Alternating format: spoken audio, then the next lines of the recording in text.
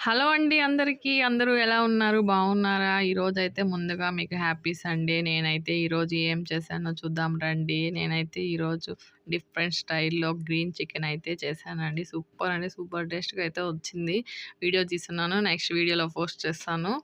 మన ఛానల్ అయితే ముందుగా సబ్స్క్రైబ్ చేసుకోండి.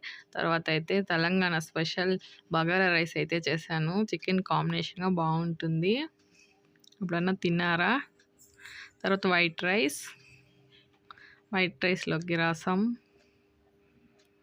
టమాటా రసం సూపర్ అంటే సూపర్‌గా ఉందండి. టమాటా రసం, తర్వాత గుడ్లు, ఉడకబెట్టిన కోడిగుడ్లు, బగారా అన్నంలోకి పెరుగు పచ్చడి, మునగాకు గుడ్డు వేసిన తాలింపు,